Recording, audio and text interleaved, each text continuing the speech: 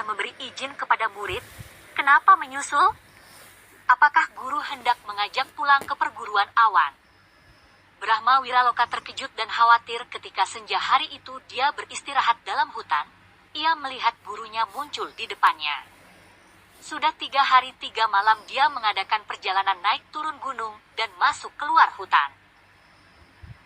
Kakek Sentanu tersenyum dan ikut duduk di depan api unggun yang dibuat Brahma Wiraloka. Selama ini diam-diam ia mengikuti perjalanan muridnya dan menjadi kagum menyaksikan muridnya itu benar-benar melanjutkan perjalanan seorang diri tanpa mengenal takut. Muridku, apa kau kira aku tega membiarkan engkau menempuh perjalanan penuh bahaya ini? Aku tadinya hanya ingin mengujimu dan melihat sampai di mana kebulatan tekadmu. Ternyata engkau benar-benar ingin sekali pergi menyaksikan keramaian antara tokoh-tokoh pendekar. Biarlah kubawa engkau ke sana.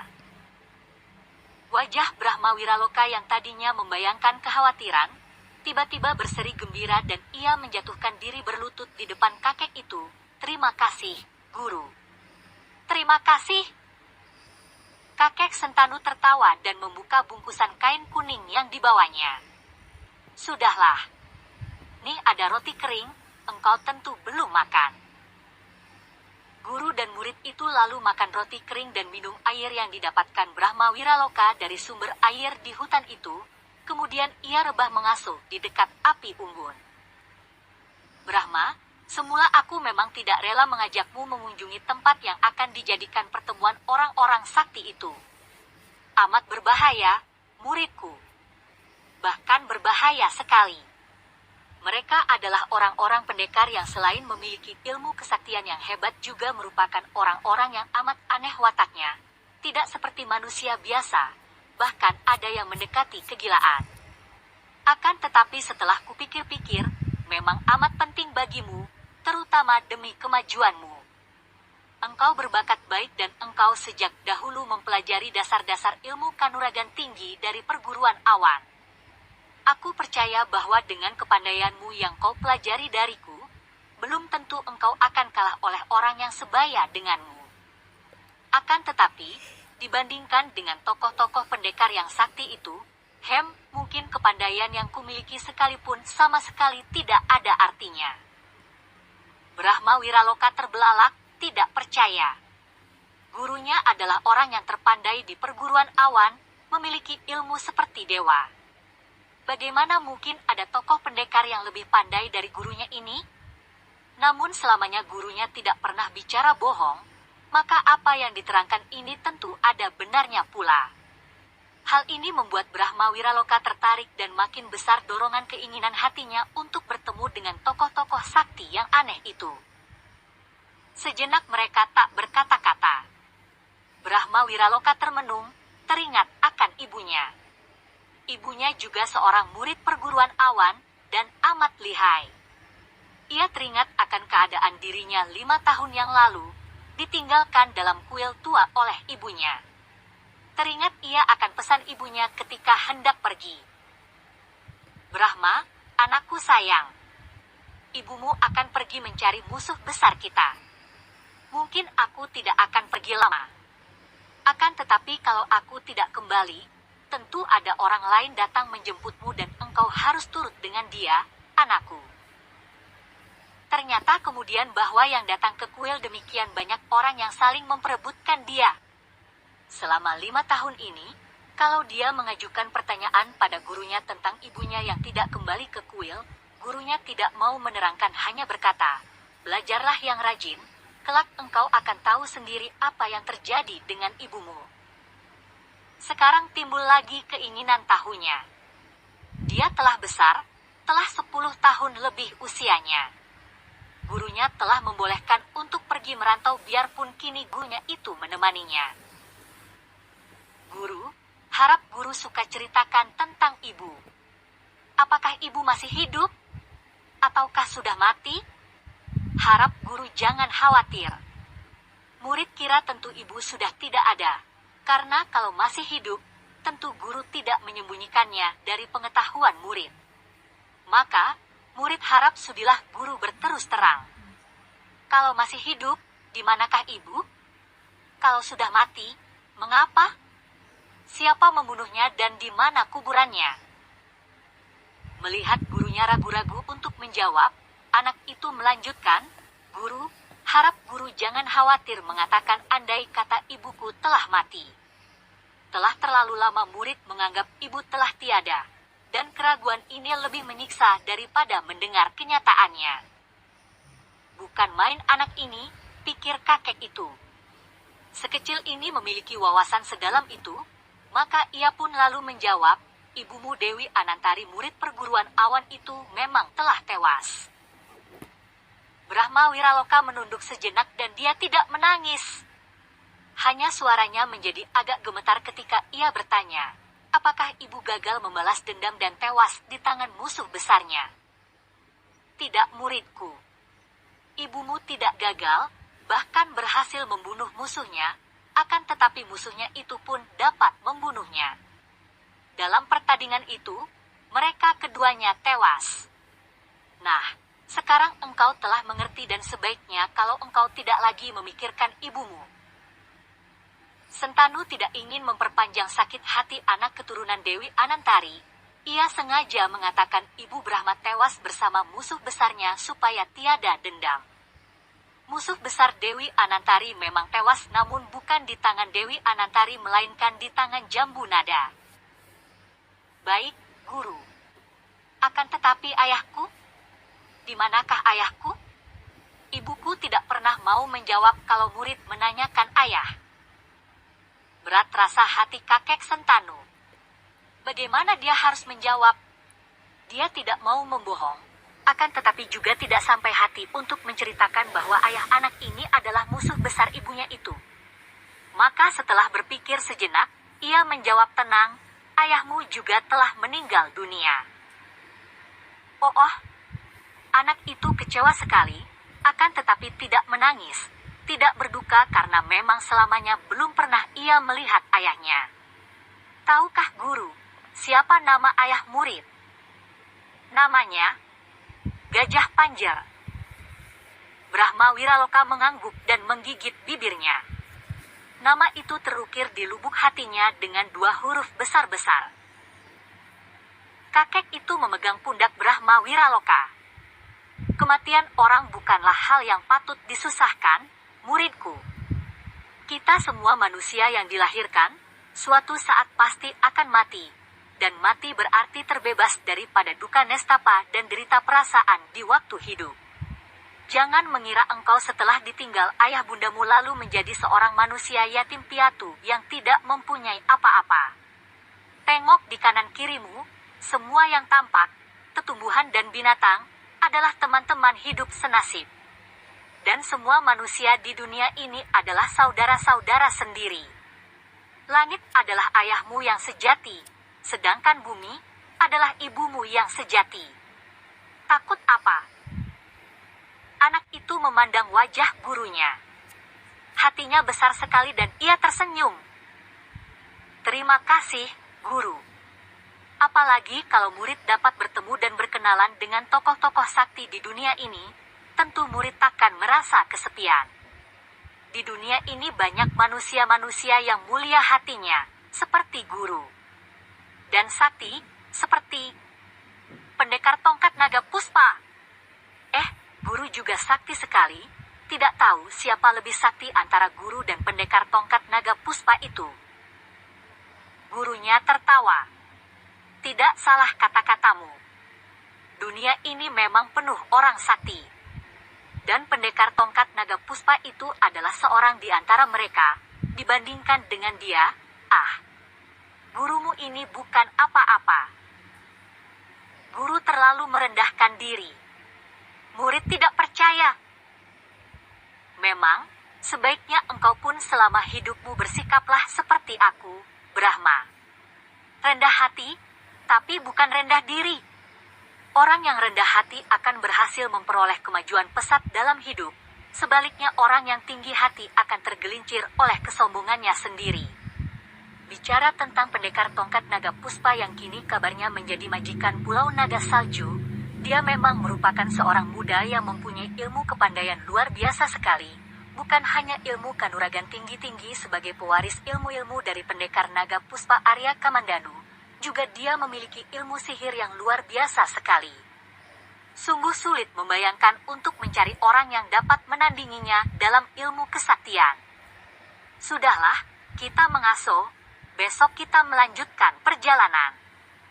Kelak engkau tentu akan dapat bertemu dengan mereka dan membuktikan sendiri bagaimana lihainya mereka itu. Membayangkan para pendekar ini, Brahma Wiraloka melupakan kedukaannya tentang ayah bundanya. Dan malam itu ia tertidur di dekat api unggun, bermimpi tentang pendekar-pendekar sakti yang menunggang naga dan pandai menangkap geledek. Pada keesokan harinya mereka melanjutkan perjalanan. Melakukan perjalanan berdua gurunya amatlah menggembirakan hati Brahma Wiraloka karena gurunya itu tahu akan segala hal, bahkan tahu akan nama setiap gunung yang mereka lalui, atau nama setiap kota, dusun, bahkan sungai. Ketika mereka tiba di tepi sungai Jundrung di sebelah barat kota Giri, Brahma Wiraloka mendapat kenyataan pertama bahwa gurunya memang bukan orang sembarangan. Ketika gurunya mengajaknya berjalan-jalan di tepi sungai yang ramai penuh dengan nelayan dan perahu-perahu layarnya, tiba-tiba muncul 3 orang yang serta-merta menjatuhkan diri berlutut di depan gurunya. Harap kalian bangun kembali. Agaknya kalian sudah salah mengenal orang. Kakek Sentanu menggerakkan tongkat bututnya minta mereka bangkit. Akan tetapi 3 orang kakek itu tidak mau bangkit.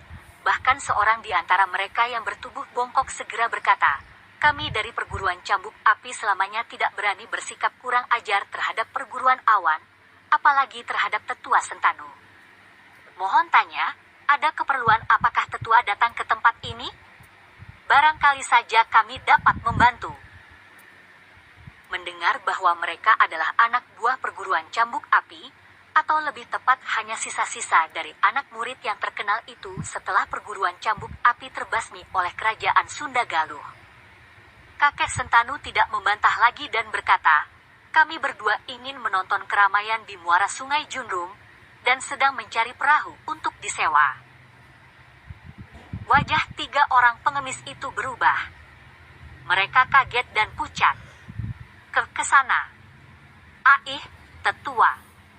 Di antara kami dan para nelayan, siapakah yang berani pergi ke sana dalam waktu ini? Mencari mati saja. Akan tetapi tentu saja tetua lain lagi, dan jika saja kami berkepandaian tinggi seperti tetua, agaknya takkan dapat menahan keinginan hati menonton keramaian itu. Tetua membutuhkan perahu? Kami mempunyai sebuah, boleh tetua pakai. Kalau mencari sewa, kami kira tidak ada nelayan yang mau menyewakan perahunya pergi ke muara. Marilah, tetua.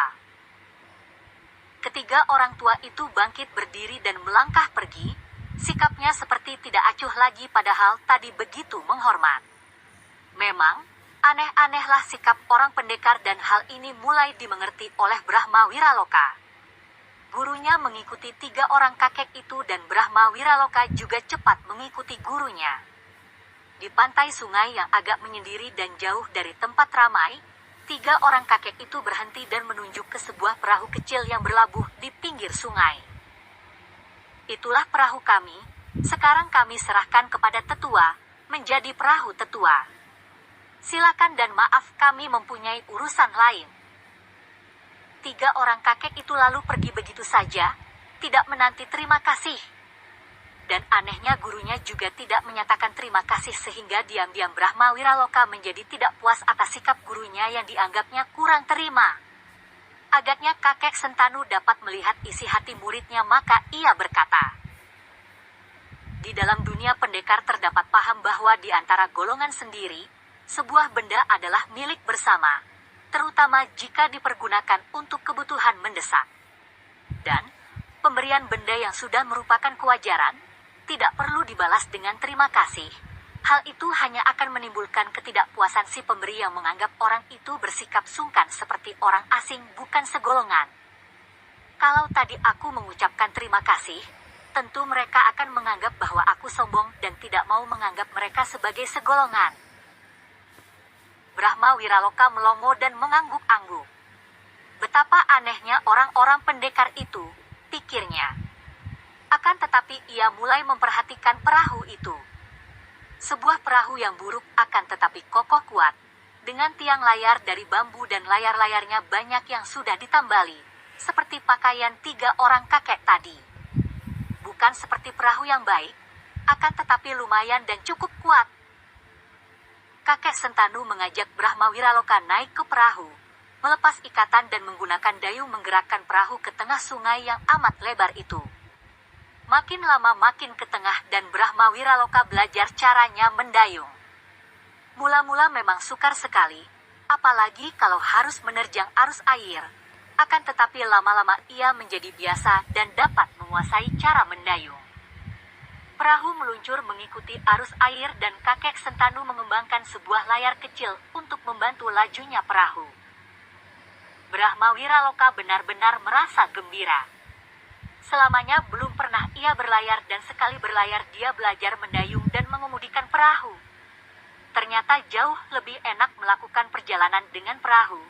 Tidak melelahkan seperti kalau melakukan perjalanan darat dengan jalan kaki. Juga pemandangan alamnya tidak kalah menariknya karena di kanan kiri sungai itu tampak lembah yang subur dan diseling pegunungan dan hutan-hutan liar menghijau. Pada suatu hari, pagi-pagi sekali mereka tiba di sebuah tikungan yang menurun. Arus airnya kuat dan berubah ganas, berombak dan mengandung banyak putaran air sehingga kakek Sentanu turun tangan sendiri memegang kemudi dengan dayung. Setelah menikung dan air tidak begitu ganas lagi, tiba-tiba Brahma Wiraloka meloncat berdiri dan menuding ke depan sambil berkata, "Guru, lihat! Banyak perahu di depan, dan banyak orang di sana. Ada benderanya segala, siapakah mereka itu?" "Kau tenanglah Brahma Wiraloka dan jangan mengeluarkan ucapan. Lihat saja dan jangan mencampuri kalau terjadi sesuatu. Mereka adalah rombongan perguruan-perguruan Jawa Dwipa dan agaknya keramaian belum dimulai, semua orang masih bersikap menunggu-nunggu." Kakek itu bangkit dan berkata lirih, hatinya tegang sebab ia dapat merasakan betapa suasana amat panas dan sewaktu-waktu perpecahan dapat meledak di antara orang-orang pendekar yang memperebutkan pusaka. Setelah perahu mereka mendekat, kakek itu menyuruh Brahma Wiraloka untuk duduk diam saja, mengemudikan perahu dan menyuruh muridnya mengambil jalan tengah. Banyak perahu malang melintang, agaknya memang sengaja mereka yang berada di perahu itu memancing-mancing keributan. Sekali saja ada perahu bertumbukan, tentu akan terjadi keributan itu. Ketika kakek Sentanu dapat membaca tulisan pada bendera, terkejutlah dia karena ternyata bahwa yang berkumpul di situ dan seolah-olah menghadang itu adalah rombongan bajak Sungai Raja Ular Timur yang terkenal pada masa itu dan yang tidak saja menjadi bajak di muara Sungai Junrung, bahkan kadang-kadang turun ke laut dan mengganggu kapal-kapal di Laut Junrung. Akan tetapi kakek ini bersikap tenang saja, membisikkan kepada muridnya agar memperlambat lajunya perahu mereka. Tiba-tiba tampak seorang di antara para bajak itu berdiri di kepala perahu yang menghadang di depan, kemudian terdengar suaranya lantang seperti berbunyi. Dari 8 penjuru muncul harimau dan naga. Datang ke muara memperebutkan mustika. Yang merasa dirinya bukan harimau atau naga. Pergilah, jangan mencari jalan ke neraka. Kakek Sentanu masih tetap tenang, bahkan kini menggunakan tongkatnya dipukul-pukulkan dan digoyang-goyangkan ke dalam air seperti bermain-main. Tongkatnya menerbitkan suara berirama lalu terdengarlah kakek ini bernyanyi. Harimau dan naga memperebutkan mustika, biarlah. Si kucing tidak menghendaki apa-apa. Hanya ingin menonton menggunakan mata sendiri. Siapa yang ambil peduli? Brahma Wiraloka yang mengemudikan perahu tidak begitu mengerti apa yang dimaksudkan dengan nyanyian-nyanyian itu, akan tetapi ia terbelalak kaget melihat betapa tongkat gurunya yang dipermainkan di air itu selain menerbitkan suara berirama, juga menimbulkan gelombang yang membuat perahu-perahu penghalang itu terombang-ambing, bahkan terdorong minggir. Juga para pimpinan bajak mengerti bahwa kakek itu ternyata memiliki kepandaian dahsyat, Maka perahu-perahu mereka minggir memberi jalan dan mereka semua berdiri di kanan kiri sambil memberi hormat dengan menunduk takjim ketika perahu kecil itu lewat. Bajak laut yang tadi bernyanyi, kini bernyanyi pula, suaranya lantang. Burung terbang dapat dipanah. Ikan berenang dapat dijala. Binatang lari dapat dijebak. Kami yang bodoh tidak dapat mengenal naga sakti yang menunggang angin dan mega. Maaf, maaf, maaf. Akan tetapi kakek Sentanu tidak menjawab, hanya dengan tenang membantu muridnya mengemudikan perahu yang kini meluncur lewat rombongan bajak laut yang menghadang itu. Setelah beberapa kali melewati tikungan dan tidak tampak lagi bajak laut, Brahma Wiraloka tak dapat menahan keinginan hatinya yang sejak tadi berdebar tegang. Guru, apakah artinya semua nyanyian tadi? Sikap mereka begitu menakutkan, akan tetapi guru hanya bernyanyi untuk mengalahkan mereka. Apa artinya? Kakek itu menghela napas panjang lalu menggeleng kepala. Gerombolan bajak dapat mempergunakan kata-kata indah.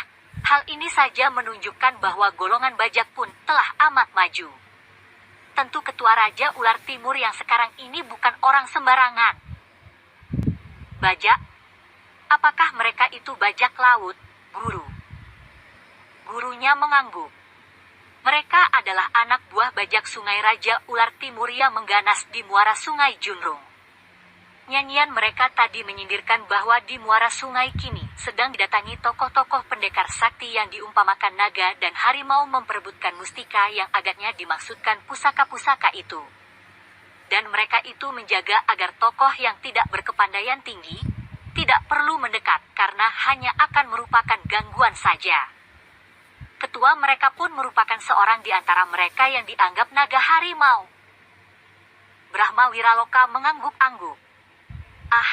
Kalau begitu, guru tadi menyindirkan bahwa sebagai kucing guru hanya ingin menonton. Akan tetapi biarpun kucing, bukan sembarang kucing. Tongkat guru menimbulkan gelombang membuat mereka sadar bahwa guru bukan sembarang kucing melainkan seekor naga yang menunggang angin dan mega. Bukankah begitu, guru? Gurunya mengangguk. Nyanyian mereka terakhir tadi dipergunakan untuk memuji dan minta maaf. Perahu meluncur terus dan menjelang senja perahu mereka melalui sungai yang menyempit, diapit dinding batu karang menggunung. Kembali Brahma Wiraloka yang tadinya melewatkan waktu dengan berlatih keris yang dibawanya, keris biasa yang selalu ia pergunakan untuk berlatih ilmu kanuragan, menghentikan latihannya dan berseru. Guru, di atas tebing itu banyak prajurit. Dan bendera itu ada huruf besarnya berbunyi Panglima Maja. Wah, banyak sekali prajuritnya, agaknya berjaga-jaga di daerah ini. SSST, kita sudah hampir sampai. Simpan keris itu. Selewatnya 2 tebing itu kita tiba di muara dan di pulau-pulau tengah sungai. Di tempat itulah keramaian terjadi karena dikabarkan bahwa tempat rahasia penyimpanan pusaka berada di situ. Agaknya prajurit kerajaan menjaga dan melarang orang mendekatinya dari darat. Cepat, kita pinggirkan perahu, berlindung di bawah tebing, di bawah batu karang yang menonjol itu. Kakek Sentanu membantu muridnya mendayung perahu sehingga perahu mereka meluncur cepat ke bawah batu karang. Kakek itu melontarkan tali dan dikaitkan pada batu karang sehingga perahu mereka menempel batu karang dan tidak hanyut.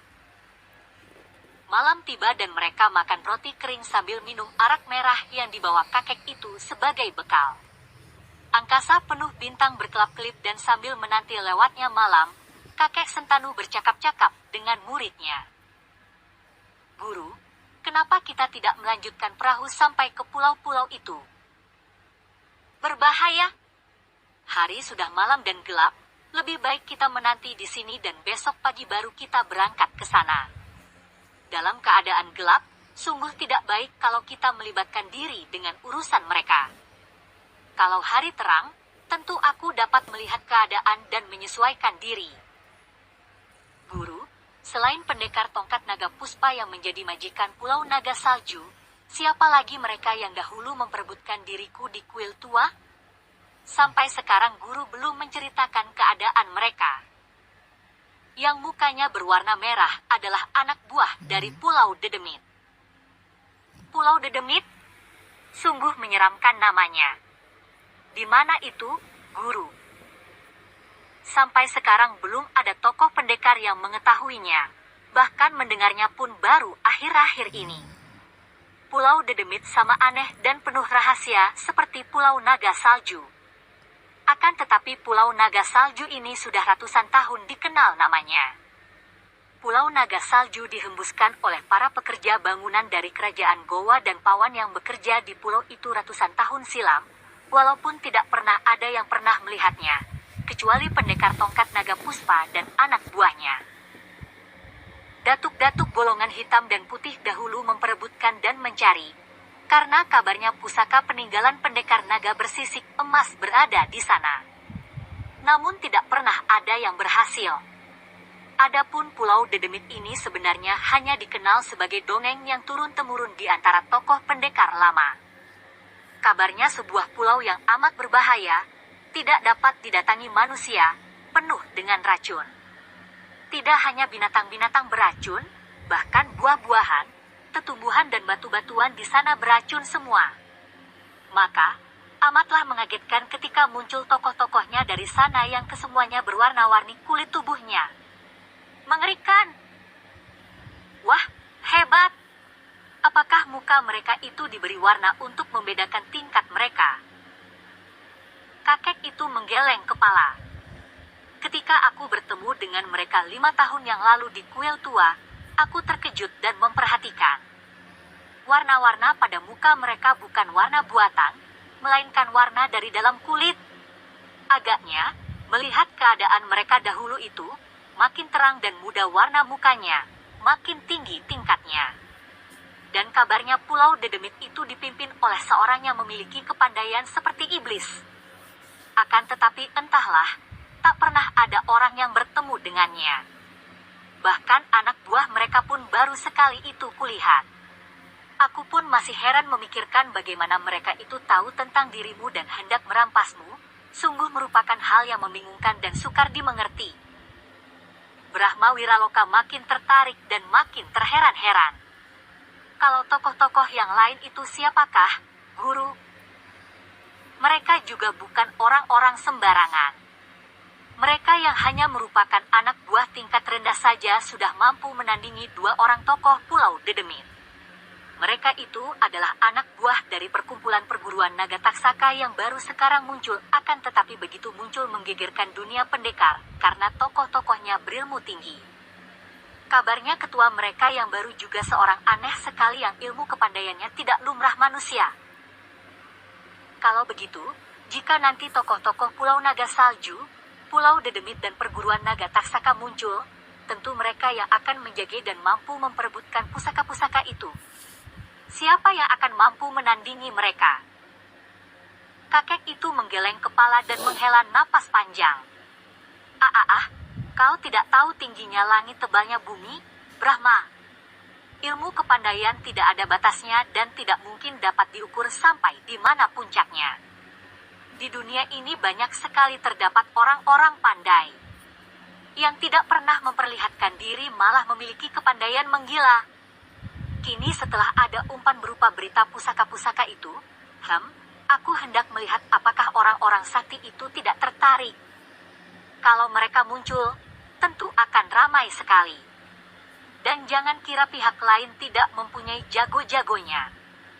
Kerajaan mempunyai banyak orang-orang pandai, dan kalau sekarang Panglima Kerajaan Majapahit muncul, tentu kepandaiannya hebat. Apalagi ada kudengar bahwa Panglima Maja mempunyai 2 orang pembantu yang ilmu kepandaiannya sukar dikatakan sampai di mana tingginya. Mereka itu jarang dikenal orang kepandaiannya, akan tetapi mengingat bahwa mereka adalah 2 orang pendeta biksu, aku dapat menduga bahwa tentu ilmu kepandaiannya luar biasa sekali. Dengan hati penuh keheranan dan kekaguman, Brahma Wiraloka mendengarkan penuturan gurunya dan akhirnya ia dapat pulas juga di atas perahu setelah menanti dengan hati tidak sabar agar malam lekas terganti pagi. Kakek itu memandang wajah muridnya di bawah bintang-bintang yang suram, menarik napas panjang dan berbisik seorang diri. Bocah ini bukan anak sembarangan. Entah nasib apa yang menantinya. Agaknya dia ditakdirkan akan terlibat dalam keributan tokoh-tokoh sakti yang muncul di tempat ini. Semoga dia kelak akan dapat berdiri di atas kebenaran, keadilan dan menjadi hamba kebajikan, mencuci noda ayah bundanya. Kakek ini pun lalu duduk bersila, bersemedi untuk memberi istirahat kepada tubuhnya yang tua.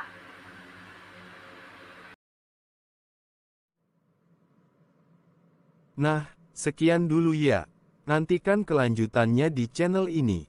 Semoga bermanfaat dan terhibur. Sebelum dan sesudahnya, saya ucapkan terima kasih atas kunjungannya, dukungan, kontribusi, komen, share, like, subscribe, lonceng dan waktunya ya.